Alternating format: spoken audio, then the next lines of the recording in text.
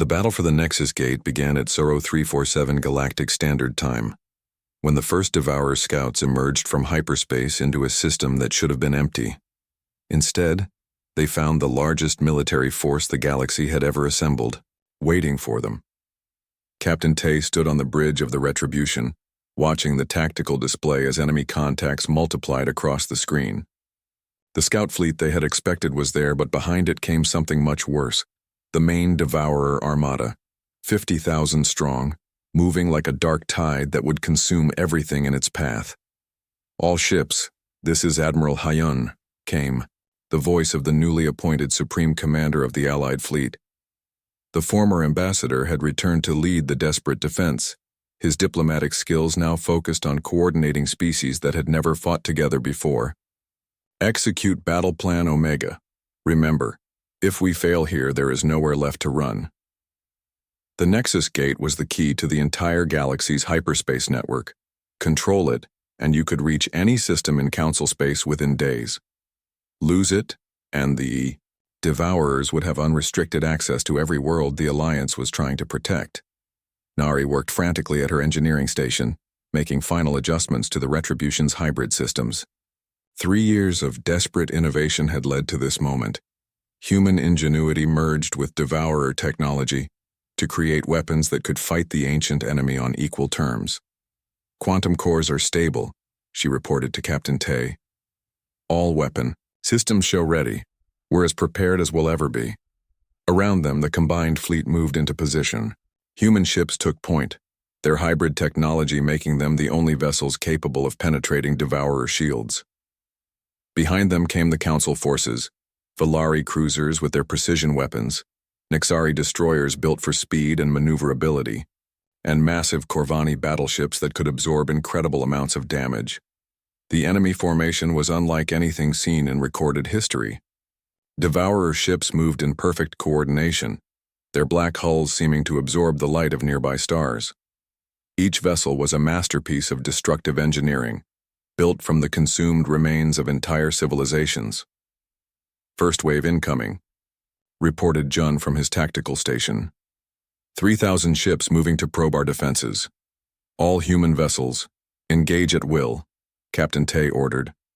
Show them what we've learned. The Retribution opened fire with weapons that bent space itself, sending bolts of concentrated energy that could crack moons. Around it, the other human ships added their own firepower. Beams that phased through normal matter to strike at quantum levels, missiles that existed in multiple dimensions simultaneously, and shields that turned incoming energy back at attackers.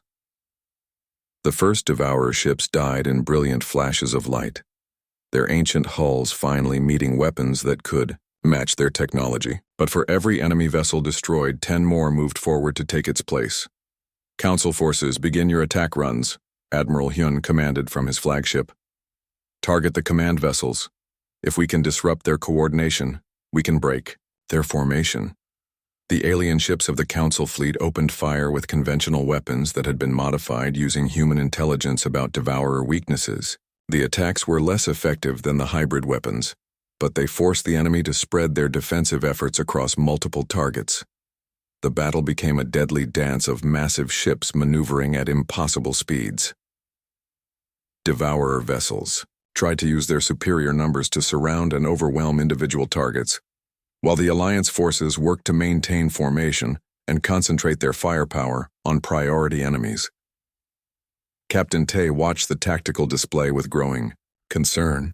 The Alliance was fighting better than anyone had expected, but they were still vastly outnumbered. For every Devourer ship destroyed, they lost 2 of their own. At this rate, the fleet would be wiped out long before they could inflict serious damage on the enemy. Admiral, he called over the communication link, we need to change tactics. The current approach isn't sustainable. Agreed, Hyun replied. All ships, implement Plan Gamma. Target their construction vessels. The strategy was desperate but logical. Mixed in with the Devourer battle fleet were massive factory ships that could turn destroyed vessels into new fighters within hours. If those construction platforms could be eliminated, the enemy's ability to replace losses would be severely limited. The Retribution led a squadron of human ships in a direct assault on the nearest factory vessel. The enemy ship was enormous, over 10 kilometers long and protected by weapon platforms that could destroy capital ships with single shots. All power to forward shields, Nari called out as enemy fire began to concentrate on their position. We're taking massive damage. Hold course, Tay ordered. We only get one shot at this.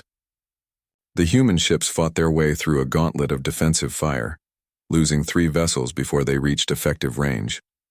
When they did, the Retribution unleashed everything it had. Quantum torpedoes that existed outside normal space-time, energy beams that could cut through any known material, and gravitational weapons that crushed targets from the inside out. The Devourer factory ship died in an explosion that lit up the entire battle zone. Cheers went up across the Alliance fleet as they saw one of the enemy's most valuable assets destroyed. But the victory came at a terrible cost. The Retribution had taken damage that even Nari's genius couldn't fully repair.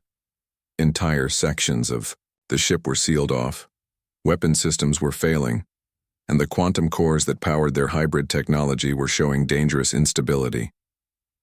Status report, Tay demanded. We're holding together but barely, Nari replied. One more engagement like that and we'll lose main power completely.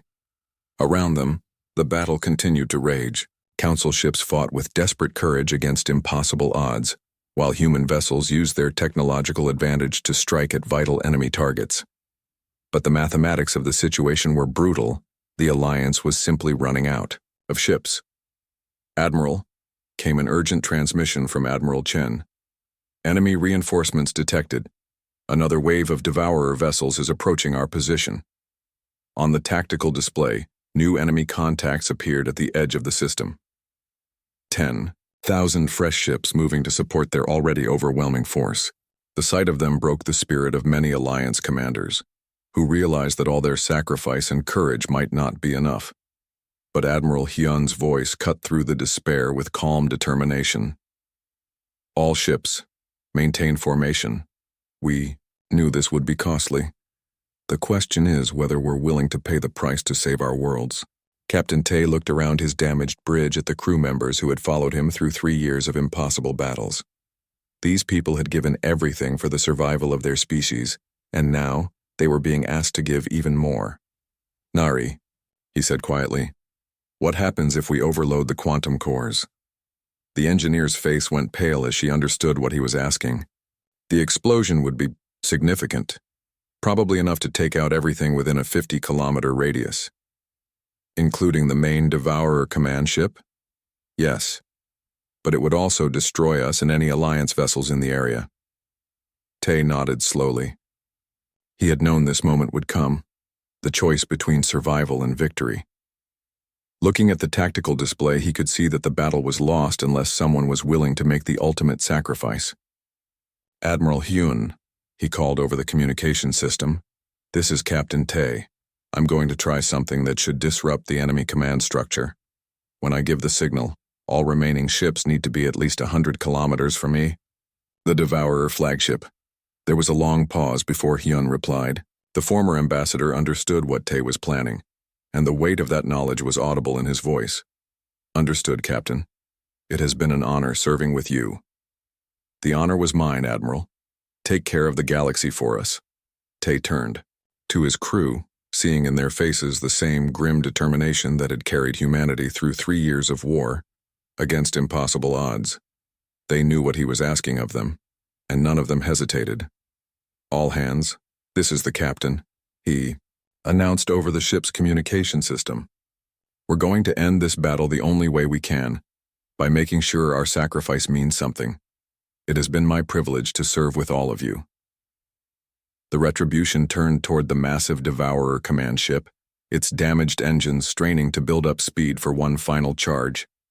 Behind them, the Alliance fleet began to withdraw, giving the human vessel room for what everyone knew would be its last mission. Enemy fire concentrated on the approaching battleship, but the Retribution's hybrid shields held just long enough. As it closed the final distance to the command vessel, Nari initiated the quantum core overload sequence that would turn their ship into a weapon capable of destroying anything within 50 kilometers. The explosion, when it came, was visible from the edge of the solar system.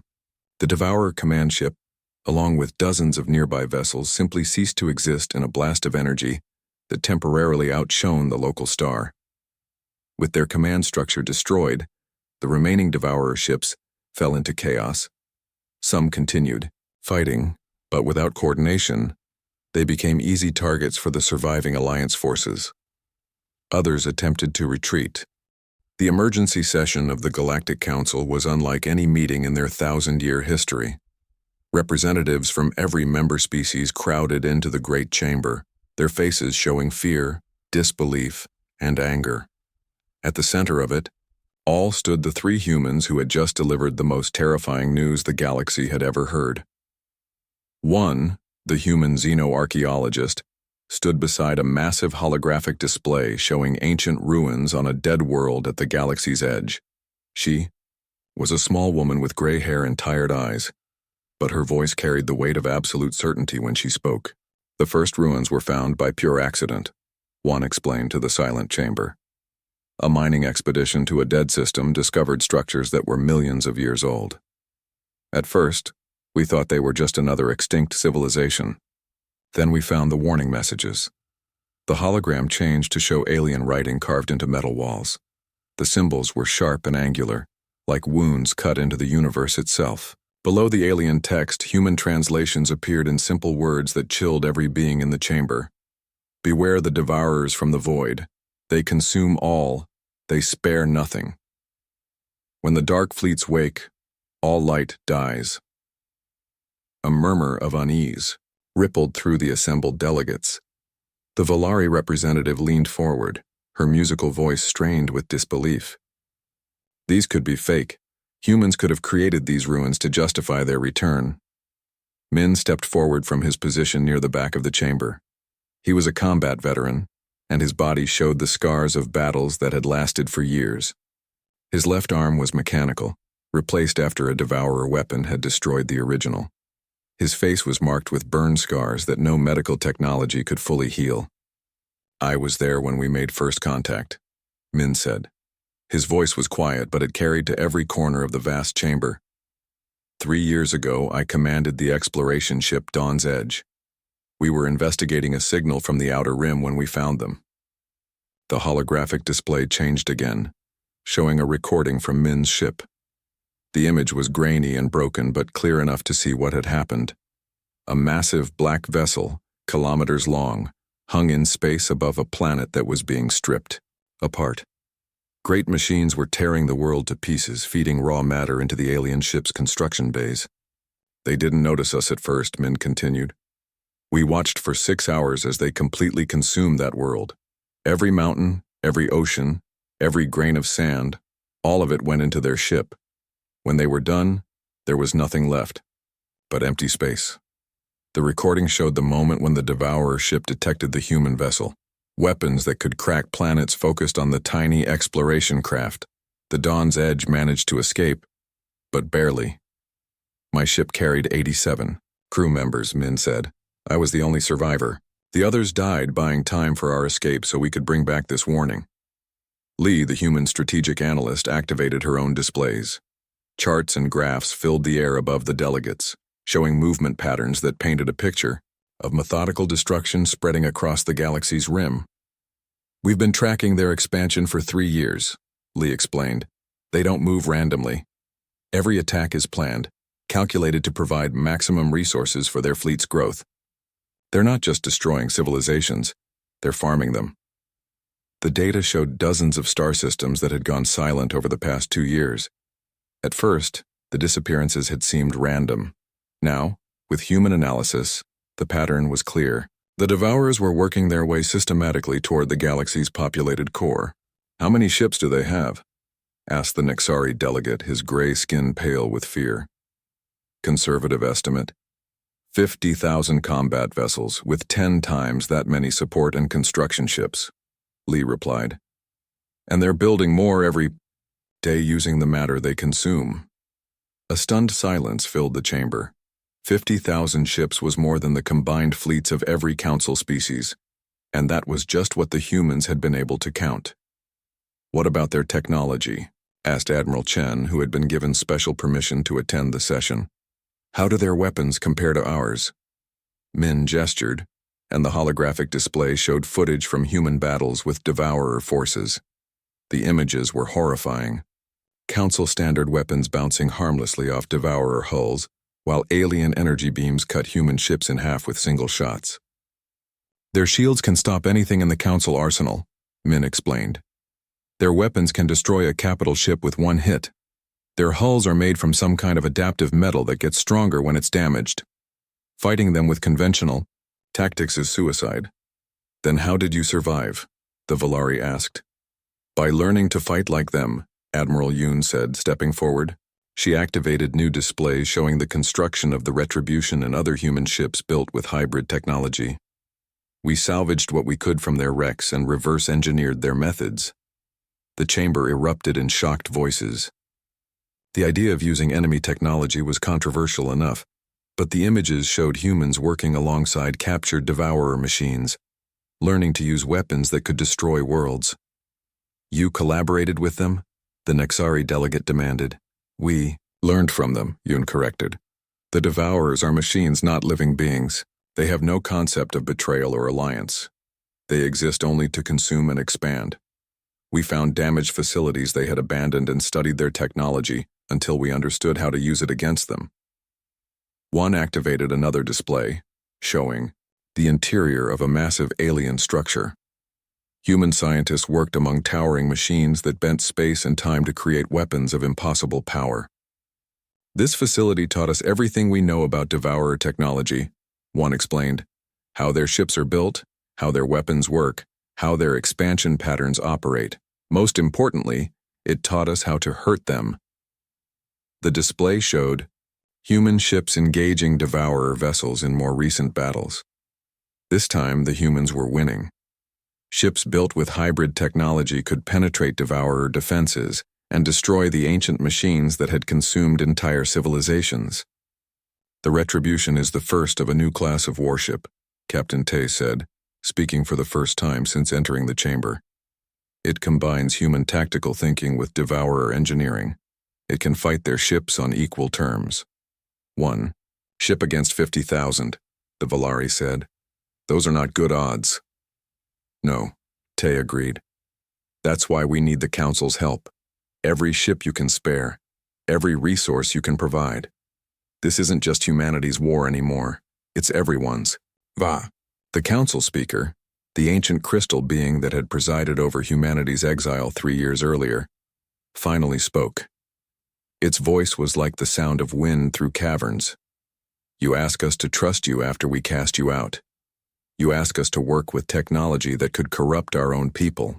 You ask us to prepare for a war against an enemy that may be stronger than all of us combined. Yes, Tay replied simply. And if we refuse? Lee activated the long-range projections again, showing the Devourer expansion patterns. Red zones spread across the galactic map like a plague, consuming everything in their path. Then in 6 months there won't be a council to refuse anything, Lee said. The Devourers will have consumed every world, every ship, every living being in council space. And after that, they'll move on to the next galaxy and start the process all over again. The chamber fell silent again as the full scope of the threat became clear. This wasn't about politics or territory or trade agreements. This was about survival, not just of individual species but of all life in the galaxy. We have one advantage, Juan said, breaking the silence. The Devourers think they destroyed us completely. They don't know that some humans survived or that we learned to use their own weapons against them. We have surprise on our side, but only for a little while longer. How long? Admiral Chen asked. Their scouts are already probing council space, Min replied. When they report back what they find, the main fleet will come. We estimate 4 months before full invasion begins. The weight of that timeline settled on everyone present. 4 months to prepare for a war against an enemy that had already conquered half the galaxy. 4 months to build an alliance between species that had spent years learning to distrust each other. What do you need from us? The council speaker asked. Everything, Tay answered. Ships, weapons, resources, personnel. But most of all, we need you to accept that the old ways of thinking won't work anymore. This enemy doesn't care about your treaties or your laws or your philosophies. They only understand strength, and they respect only force. The ancient being considered this for long moments. Around the chamber, delegates whispered among themselves in dozens of languages, all trying to process the magnitude of what they had learned. Finally, the speaker spoke again. The vote will be taken tomorrow. Until then, prepare your evidence and your plans. If the Council agrees to this alliance, we will need detailed strategies for fighting an enemy none of us truly understand. As the session ended and the delegates filed out, the humans remained behind, knowing that the next 24 hours would determine whether their species would fight alone or with allies in the war that was coming. The galaxy's fate hung in the balance, and time was running out. The retribution hung in space above the Council homeworld like a dark moon. Every ship in the system had weapons trained on it, but no one dared to fire first. The human vessel was simply too unknown, too dangerous to challenge without understanding what they were truly facing. Admiral Yoon stood in the shuttle bay of her flagship, preparing to board a diplomatic craft. 3 years had changed her just as much as they had changed the mysterious ship now waiting for them. Her hair was shorter, her uniform bore new decorations, and her eyes held the weight of secrets that could not be shared with anyone outside the human fleet. "Are you sure about this, Admiral?" asked Sewell, the diplomatic officer assigned to accompany her. Sewell had been a junior aide when the humans were exiled. Now he was one of their best negotiators, trained in 3 years of desperate diplomacy with beings the Council had never heard of. "No," Yoon replied honestly. "But Captain Tay is right. They need to know what we've found out there. What's coming, for all of us." Intelligence Officer Ray checked her recording equipment one more time. She was the one who would document everything that happened in the next few hours. The Council needed to see proof, not just hear stories. After 3 years of fighting an enemy that most beings would dismiss as myth, the humans had learned that evidence was the only thing that convinced anyone. The shuttle launched from the Admiral's ship and headed toward the Retribution. As they flew closer to the massive vessel, the 3 humans could see details that made their hearts heavy with memory. Burn marks from energy weapons that could melt mountains. Patches where entire sections of hull had been replaced. Scars that told the story of battles that had nearly destroyed their species. "How many crew does she carry?" Sewell asked, studying the enormous ship. 50, Yoon replied. Sewell stared at her. 50? A ship that size should need thousands of crew members. "Human. Ships don't work the way Council ships work anymore," Ray said quietly. "We had to learn new ways to build, new ways to fight. When your entire species fits on a few dozen ships, you can't waste people on jobs that machines can do." The shuttle docked with the Retribution through an airlock that was clearly designed for combat boarding. Heavy blast doors, multiple security, checkpoints, and weapon scanners that could detect threats the Council had never imagined. Everything about the ship spoke of paranoia born from hard experience. Captain Tay met them in the docking bay. He was younger than Admiral Yoon, but carried himself with the confidence of someone who had commanded in battles that would give seasoned veterans nightmares. His handshake was firm, his eyes were alert, and his smile held no warmth at all. "Welcome, aboard the Retribution, Admiral," he said. "I wish this meeting was happening under better circumstances." "So do I, Captain. The Council is waiting for us. They're not happy about this. They won't be any happier when they learn why we're here." Tay led them through corridors that looked more like the inside of a weapon than a starship. The walls were lined with screens showing sensor data, tactical information, and star charts that covered regions of space no Council member had ever seen. Human crew members moved with military precision, each one focused on tasks that seemed to involve constant preparation for battle. They entered a conference room where holographic displays showed the galaxy as the humans now understood it. Sol noticed immediately that large sections of the map were marked in red, danger zones where no ship should travel. "Before we begin," Tay said, "I need you to understand something. What you're about to see and hear cannot leave this room until the proper authorities have been notified." The survival of every living being in this galaxy may depend on maintaining security around this information. Admiral Yoon nodded. She had seen what Tai was about to show them. The memories still gave her nightmares. Tai activated the holographic display, and suddenly the room filled with images from the outer rim of the galaxy. At first, Sul saw nothing unusual, just empty space and distant stars.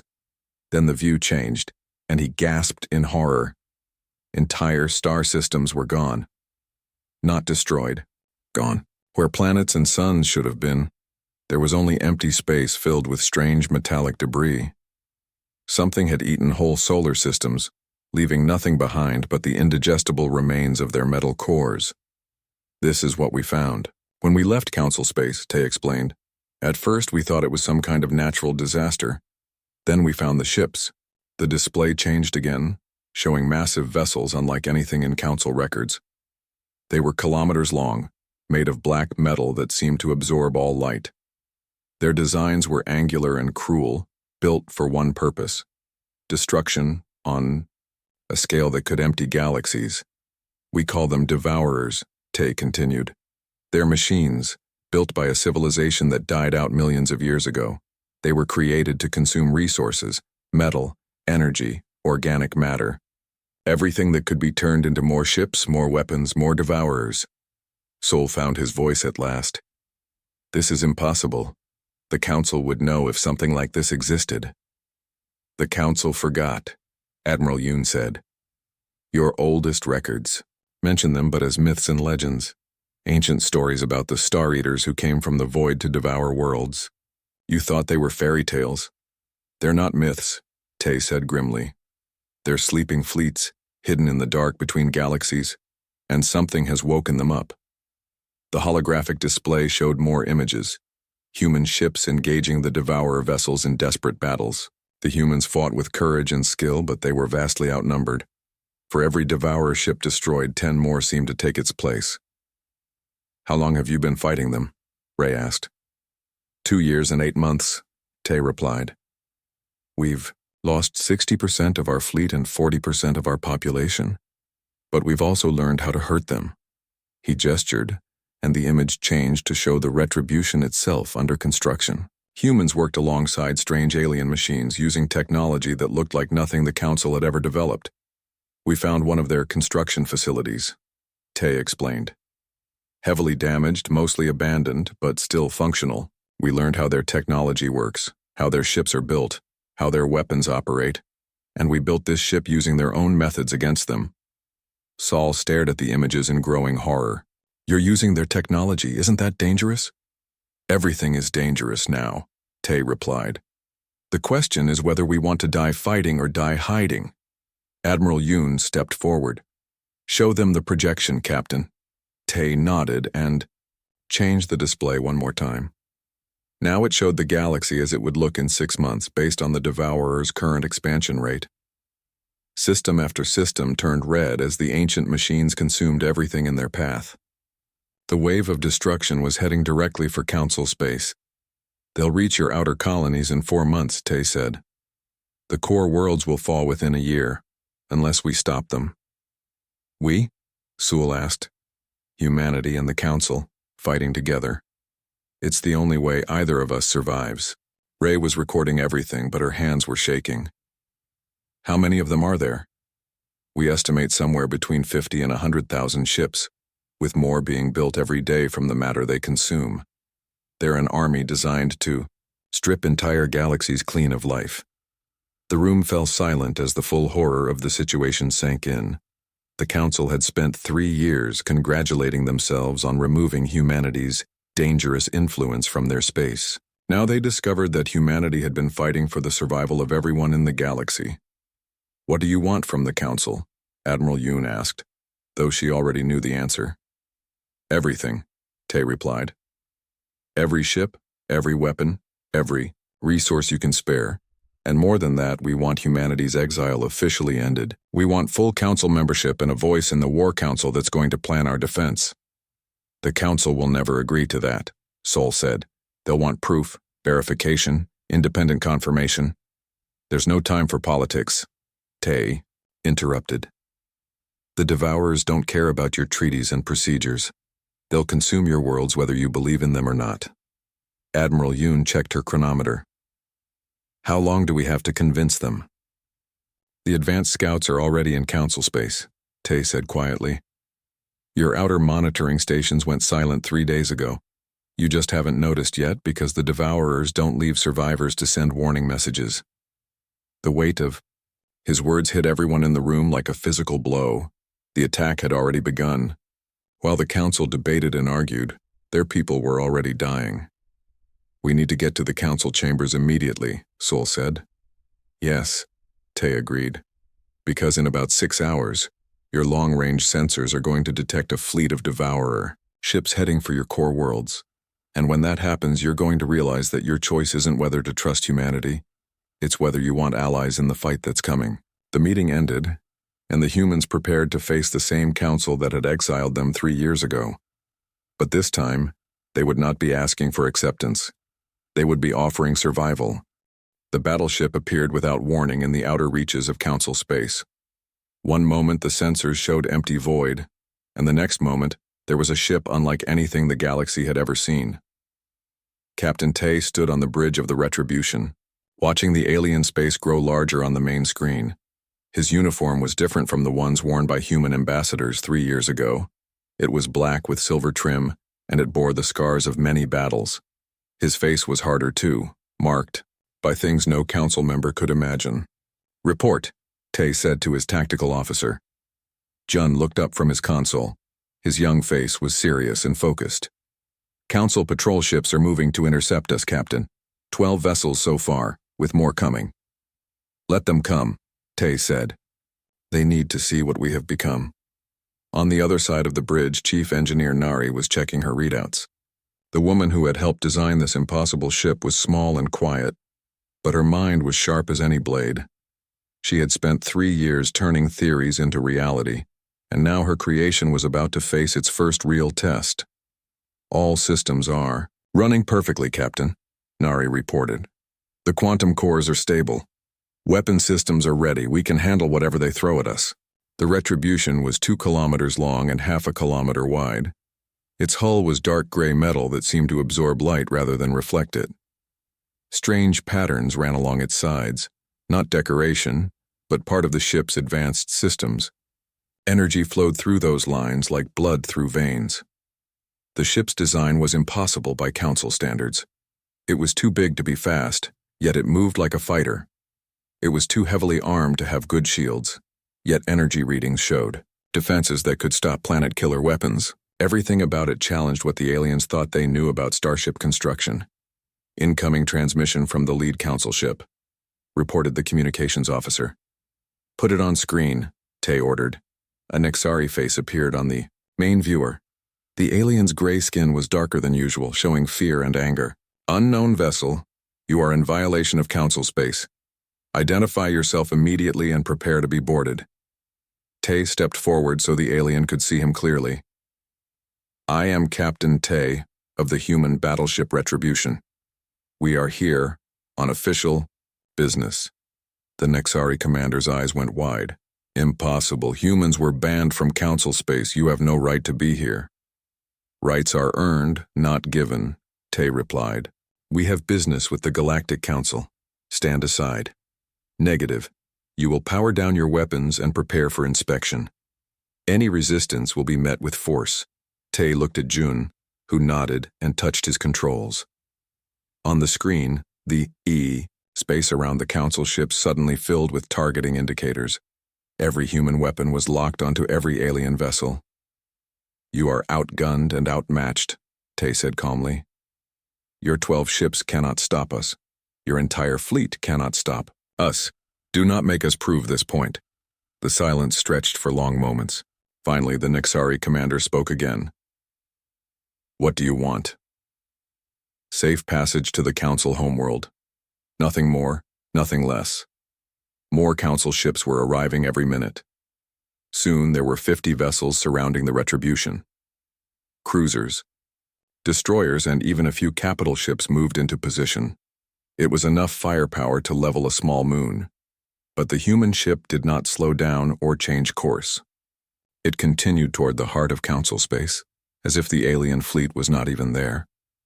Admiral Chen of the Council Defense Force took command of the intercept fleet. He was a veteran of dozens of campaigns, and he had never seen anything like this human vessel. His sensors told him impossible things about its construction and capabilities. "All ships, this is Admiral Chen," he broadcast. "Form attack formation. If that ship does not stop, we will stop it." The Council ships spread out, in a battle line, weapons charged and locked on target. For a moment it looked like the galaxy was about to witness its first major battle in decades. Then the Retribution did something no one expected. It stopped. "Transmission coming in from the human ship," reported Chen's communications officer. "Put it through," Chen ordered. Tay's face appeared on screens across the alien fleet. Behind him, the bridge of the Retribution looked like something from a nightmare. Dark metal, strange lights, and humans who moved with military precision. "Admiral Chen," Tay said, "you have a reputation as a reasonable being. I hope that reputation is deserved." "What do you want, human?" "To speak with the Galactic Council. To deliver a message that could save all of your lives. You were exiled, you have no standing here." Tay's expression did not change. "Exile was your choice, not ours. But circumstances have changed. Things have happened in the 3 years since we left. Things you need to know about." "What kind of things?" "The kind that could destroy every world in Council space if you are not prepared for them." Admiral Chen studied the human captain's face on his screen. There was no boasting there, no anger, no desire for revenge. There was only grim determination and something that looked like fear. "You have one chance to explain yourself," Chen said.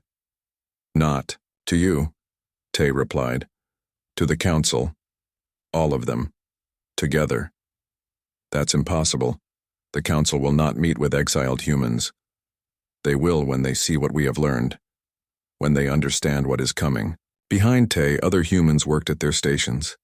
Chen's sensors picked up energy patterns unlike anything in Council records. This ship was not just advanced, it was built with technology that should not exist. "Where did you get this ship?" Chen asked. "We built it," Tay said simply. "We had to. Survival demanded it." "Built it from what?" "This technology is beyond anything humans possessed 3 years ago." 3 years is a long time, Admiral. Especially when you spend them fighting. For your life. The words sent a chill through every alien who heard them. Fighting for their life. Against whom? The galaxy had been at peace for generations. There were no wars, no conflicts that could threaten an entire species. "I am transmitting coordinates to the Council homeworld," Tay continued. "We will arrive there in 18 hours. I suggest you inform the Council that we are coming." "And if they refuse to see you?" Tay's expression grew even colder. "Then they will die in ignorance when the real enemy arrives." The transmission ended. The Retribution turned and headed deeper into Council space. The alien ships followed at a distance, but none tried to stop it. Something in the human captain's voice had convinced them that this was bigger than a simple border violation. Admiral Chen sent an urgent message to the Council homeworld. Within minutes, emergency sessions were being called. The same delegates who had voted to exile humanity 3 years ago now faced the return of a single human ship that somehow made their entire fleet look weak and outdated. The Retribution continued its journey, ignoring all attempts at communication. Its destination was clear: the heart of the galactic government that had cast humanity out into the void. Whatever the humans had found during their exile, whatever had forced them to build such an impossible ship, the Council was about to learn about it whether they wanted to or not. Behind them, more Council ships joined the pursuit fleet. Soon there were over 100 alien vessels following the lone human battleship. It was the largest military gathering in decades, all because of one ship that should not exist and a captain who spoke of threats that made no sense. As the Retribution approached the Council homeworld, long-range sensors began picking up details that made no sense. The ship's hull showed signs of battle damage, massive scars and patches that had been repaired with unfamiliar materials. Whatever fights the humans had been in during their exile, they had not been small ones. The question that haunted every alien mind was simple: If humanity needed such a powerful ship to survive their exile, what exactly had they been fighting? 3. Answer would come soon enough, and when it did, the galaxy would never be the same. The Great Hall of the Galactic Council stretched high above the gathered delegates. Hundreds of alien species sat in floating pods that moved slowly around the massive chamber. At the center stood a single human figure in a dark blue uniform. Ambassador. Hyun looked up at the sea of strange faces around him. Some had multiple eyes. Others had tentacles instead of arms. A few glowed with their own light. But they all shared one thing. They were looking at him with anger and fear. "The human species has gone too far," said the Valari delegate. Her voice was like music, but her words were sharp as knives.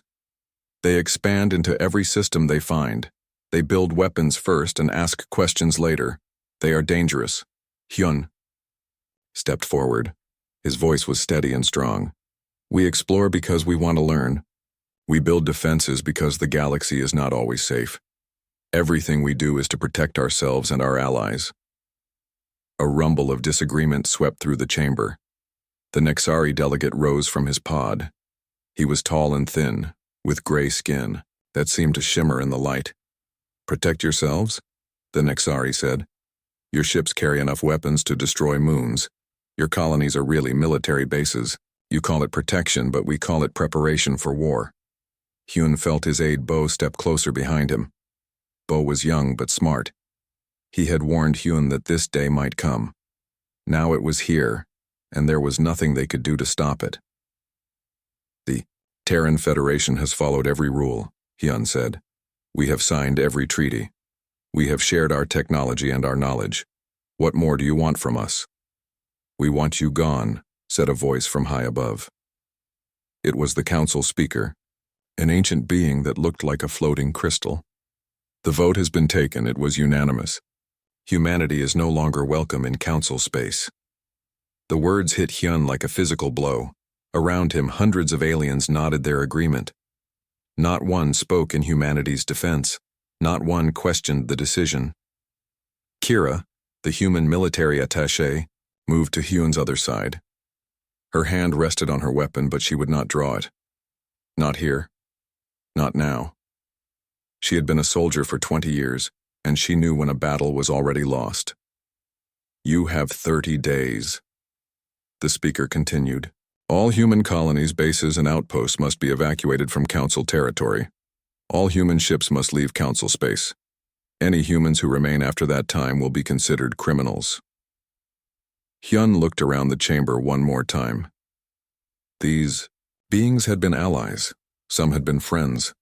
Now they watched him like he was a wild animal that might attack at any moment. "This is a mistake," Hyun said. His voice carried to every corner of the massive hall. "Humanity has been your friend and partner for 50 years. We have fought beside you, we have bled beside you. And this is how you repay us. Your aggression has finally shown its true face," the Valari said. "You humans cannot help yourselves. Violence is in your nature. We have seen it in your history, we see it in your actions. It is better to end this friendship before it becomes something worse." Bo stepped forward and whispered something in Hyun's ear. Hyun nodded slowly. He understood what Bo was telling him. There was no point in arguing anymore, the decision was made. "Very well," Hyun said. "Humanity will leave council space as you demand. But remember this day. Remember that you chose fear over friendship. Remember that you threw away 50 years of alliance because you were afraid of what we might become." The human delegation turned to leave. Their footsteps echoed in the silent chamber. No one spoke. No one tried to stop them.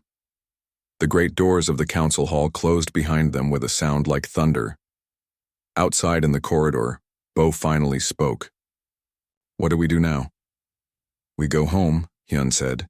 "We tell our people what has happened, and we prepare for whatever comes next." "The fleet commanders won't like this," Kira said. "Admiral Yoon was already worried about our position out here. This will make things worse."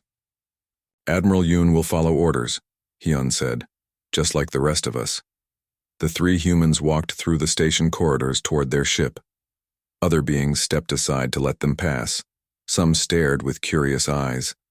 Others looked away as if they were ashamed. A few showed clear relief as if a great danger had just been removed. Their shuttle was small but fast. As they lifted off from the station, Hyun watched the massive structure grow smaller below them. He had spent 5 years here, working to keep humanity's place in the galactic community. Now it was all gone. "Sir," the pilot said, "we're getting signals from the other human ships in the system. They want to know what happened." "Tell them to prepare for immediate departure," Hyun said. "Send the same message to all human colonies and outposts in Council space. We have 30 days to get everyone out." The next month was chaos. Hundreds of human ships moved through Council space, picking up colonists and equipment. Some colonies had been established for decades. People had built lives there, raised families, planned futures. Now they had to leave everything behind. The aliens watched but did nothing to help. Some sealed their borders, making the evacuation harder. Others demanded payment for supplies the humans needed. A few showed kindness, but they were outnumbered by those who wanted humanity gone as quickly as possible. Admiral Yoon arrived with the main fleet 3 days before the deadline. Her ships were powerful and well-armed, but she kept them at a distance. There would be no incidents. Humanity would leave with dignity. On the last day, Hyun stood on the bridge of the flagship watching the final shuttles dock. Earth's outer colonies were gone. The mining stations were abandoned. The research posts were empty. 50 years of human expansion had been erased in 30 days. "All ships report ready for departure," reported the communications officer. "Signal the fleet," Admiral Yoon ordered. "Take us home." The human ships formed up in perfect formation, more than 300 vessels from massive carriers to tiny scouts. As they prepared to jump to hyperspace, Hyun opened a final communication to the Council station. "This is Ambassador Yoon of the Terran Federation," he said. "We are leaving as you demanded. But remember this, we came here in friendship, and you cast us out in fear. You may live to regret this decision." The transmission ended. The ships jumped to hyperspace, leaving Council space behind forever. The great chamber where the vote had been taken was quiet now. The delegates had returned to their worlds, satisfied that they had solved their human problem. None of them knew that they had just made the biggest mistake in galactic history. 3 years passed. The Council grew comfortable without humanity's aggressive presence. Trade flowed smoothly. Disputes were settled peacefully. The Valari and Nexari congratulated themselves on their wisdom. Then the deep space sensors picked up something impossible. A single ship, massive beyond anything in their records, was approaching Council space. The energy signature was clearly human, but the technology was unlike anything humanity had ever possessed. The ship that would soon be known as the Retribution had returned. And it was not alone in what it carried. It brought with it knowledge of a threat that would change everything the galaxy thought it knew about war, peace, and the price of casting out those who might have been their greatest protectors. In the Diao Council chambers, emergency meetings began. The same beings who had voted to exile humanity now watched their screens with growing fear, wondering what the humans had become in their years of exile, and what they wanted now that they had returned. With a ship that could challenge the entire Council fleet, the age of comfortable peace was about to end. But human pursuit ships had learned enough about enemy technology to track them through hyperspace. The battle for the debate had raged for 16 hours without stopping.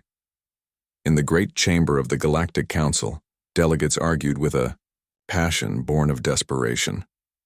Outside the windows, their worlds turned peacefully in space, unaware that their fate was being decided by beings who could not agree on whether salvation or destruction was being offered to them. Sam, the new human, Council liaison, stood at the center of the chamber watching the argument unfold around her. She had been chosen for this role because of her ability to understand alien thinking. But even she was struggling to follow the complex web of fears and prejudices that were driving the debate. The Valari delegate was speaking. Her voice is musical, as ever, but strained with emotion. "How do we know this is not an elaborate deception? 3 years ago, we exiled humans for being too aggressive. Now they return with weapons beyond our understanding and ask us to trust them with our survival. Because their story can be verified, replied the Nexari representative, surprising everyone with his support for the human position. Our own deep space monitors have detected the energy signatures they described. Something is consuming star systems on the rim, exactly as they warned us. Admiral Chen had been given permission to address the council directly. His military experience carried weight with delegates who were beginning to understand that this was not a political problem that could be solved with compromise. I have reviewed all the evidence, Chen said. The technology the humans have shown us is real. The threat they describe matches our own sensor data, and their ship, the Retribution, possesses capabilities that could only come from a source far more advanced than anything in Council space. On the main display, images cycled through the evidence that had been presented over the past day. Devourer ships consuming worlds, human vessels fighting impossible battles, star charts showing the steady expansion of destruction toward the galaxy's heart. But not everyone was convinced. The Corvani delegate, whose people had been among humanity's strongest opponents 3 years earlier, raised objections that echoed through many minds in the chamber. Even if we accept that this threat is real, the Corvani said, how do we know that allying with humans will save us? They admit they have lost 60% of their fleet fighting these devourers. If humanity, with all their aggression and military skills, cannot defeat this enemy, what hope do we have? Dal, the human marine commander, stepped forward to answer. His massive frame was covered in scars from battles that had lasted for years. His voice was rough from shouting orders over the sound of weapons that could crack planets. You're asking the wrong question, Dal said bluntly. The question isn't whether we can guarantee victory. The question is whether you want to die fighting or die hiding, because those are your only choices. The chamber fell silent at his words. Dal continued, his voice carrying the weight of someone who had seen entire worlds consumed by an enemy that showed no mercy. The devourers don't negotiate. They don't take prisoners. They don't accept surrender. When they arrive in a system, everything dies. Every plant, every animal, every thinking being. Then they strip the planets bare and turn the raw matter into more ships to attack the next system. Jin, the human science officer, activated new displays showing detailed analysis of devourer technology. Her research had revealed capabilities that challenged every assumption the Council held about physics and engineering. We've learned how their construction systems work, Jin explained. They can turn a dead planet into a fully operational warship in less than 6 months. Every world they consume makes them stronger. Every battle they win gives them more resources to build more ships. The mathematics were terrifying. At their current rate of expansion and construction, the Devourer fleet would be unstoppable within a year. No force in the galaxy could match their numbers or their technology. But we've also learned their weaknesses, Jin continued. Their ships are controlled by central command nodes that can be disrupted. Their construction facilities have specific vulnerabilities that can be exploited. And most importantly, they rely on predictable expansion patterns that can be anticipated and countered. The debate continued, but now it was focused on practical matters, rather than abstract fears. How many ships could each species contribute? What resources would be needed? How quickly could defensive positions be established? Then the alarms began to sound. Emergency lights bathed the chamber in red, as Admiral Chen received urgent communications from his fleet commanders. His face went pale as he listened to reports that confirmed humanity's worst predictions. Council Speaker, Chen announced, his voice cutting through the noise of panicked delegates. Long-range sensors have detected a large fleet moving through the outer systems. Energy signatures match the devourer profiles provided by human intelligence. The chamber erupted in frightened voices. Some delegates demanded immediate evacuation of their homeworlds. Others insisted this was still somehow a human deception. A few called for surrender before the enemy arrived. Captain Tay stepped forward, his presence commanding attention, even in the chaos. How many ships? He asked Chen. Initial count shows over 3,000 vessels, Chen replied, moving in formation toward the Kepler colonies. Scout fleet, Tay said grimly. They're testing your defenses, learning about your capabilities. The main attack won't come for several weeks, but this probe will tell them everything they need to know about Council military strength. Sam moved to the center of the chamber, her voice carrying over the noise. The time for debate is over. Right now there are 3 million beings on the Kepler colonies who are about to die unless we act immediately. Every minute we spend arguing is another minute the Devourers use to prepare for their real attack. The Valari delegate stood, her decision clear in her stance. What do you propose? Joint task force, Tay replied immediately. Every available ship, human and Council, moving to intercept the scout fleet before it can complete its mission. If we can destroy them without survivors, we buy time to prepare proper defenses. And if we fail? Asked the Corvani. Then the main Devourer fleet will know exactly what they're facing when they arrive, Dal answered. And they'll bring enough ships to overwhelm any defense we can mount. Admiral Chen was already coordinating with his fleet commanders, but his expression was grim. Council forces in that sector total 47 ships. Against 3,000 Devourers, we won't last an hour. You won't be fighting alone, Tay said. The Retribution and the remaining human fleet will join the battle. With combined tactics and hybrid technology, we can make this fight costly enough to matter. The Council speaker's crystal form pulsed with urgent light. The formal vote has not been taken. Technically, humans are still exiled from Council space. Then take the vote now, Sam said urgently. Because in 6 hours it won't matter what the law says. The Devourers will be killing Council citizens whether they're protected by human allies or not. Around the chamber, delegates looked at each other with expressions of fear and determination. The theoretical had become real. The distant threat was now an immediate crisis that demanded action. The Nexari delegate was the first to speak. I vote to end humanity's exile and grant them full Council membership. Seconded, said Admiral Chen, though he technically had no vote in the matter. One by one, other delegates added their voices. The Corvani hesitated, but finally agreed.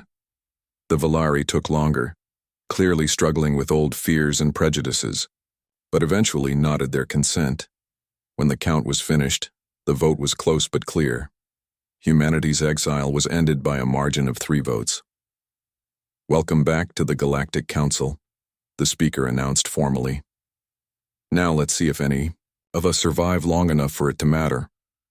Orders went out immediately to every ship in Council space. The largest military mobilization in galactic history began as hundreds of vessels moved toward an intercept course with the approaching Devourer fleet. Human ships that had been hiding in deep space for 3 years emerged to join their former enemies in a desperate alliance. Captain Tay returned to the Retribution to prepare for a battle that would determine whether the galaxy would unite against the ancient enemy or fall divided before their unstoppable advance. The ship that had carried humanity's warning now carried their hopes for survival. In the depths of space, the Devourer scout fleet continued its methodical approach toward the Kepler colonies, unaware that they were about to face an enemy that had learned to fight using their own weapons against them. The first real battle of the war was about to begin, and everyone involved knew that the outcome would determine whether there would be a galaxy left to defend when the main enemy fleet arrived. Time was running out, but for the first time in 3 years, humanity and their former allies would face the darkness together. Whether that would be enough remained to be seen, but at least they would not die alone.